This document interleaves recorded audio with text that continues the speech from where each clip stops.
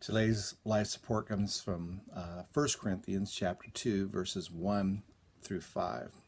And probably the question I have for you, and even for myself coming out of this, is do you ever feel inadequate, unprepared to share about Jesus, to share the good news about what God did through the Christ?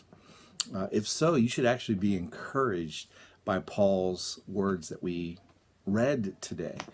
It's very interesting because Paul is commonly considered one of the, if not the greatest evangelist, teller of the good news in our history of the church. He wrote 2/3 of the New Testament. Much of the church, especially to those who were not Jewish, was established through Paul.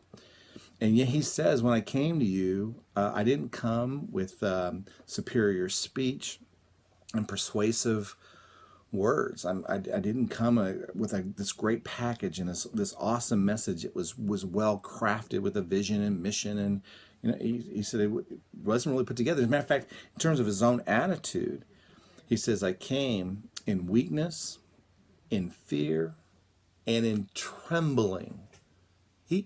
Paul was scared. He was in trembling. He says, my message, it was not something that, naturally, if you listen to this guy, you go, man, that guy was a great speaker. He was really persuasive. Paul says the opposite. He was a weak preacher with a plain message. And you would think that actually would be a recipe for disaster. If I came to you and said, hey, I'm starting a church, and I'm actually a pretty weak preacher, and my message is kind of plain. I just talk about Jesus. You probably wouldn't be too excited to say, oh yeah, this is a great guy to plant a church. And yet that's exactly what Paul says that he did, and he was. But the one ingredient that he did have, even though he may not have been the most eloquent and the most passionate speaker, is that his message did demonstrate the power of the Holy Spirit. It did demonstrate the Spirit's presence. And so when they heard the message and they respond, the Holy Spirit came into their life and he began to transform that. And that experience was much more richer than being persuaded by somebody else.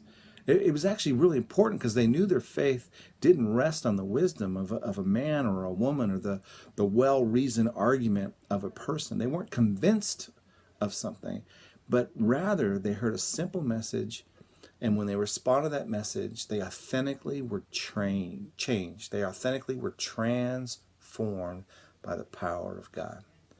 So if you're a little nervous, maybe a lot of nerves, fear, weakness, even trembling, take encouragement from one of the greatest evangelists that's ever lived. He too was like that. But the power isn't in our delivery. The power isn't in how well crafted we've put it together. That doesn't mean we may not work on that. But we must remember that the true power lies in the Holy Spirit who infuses the message and changes somebody's heart because they've responded to that message.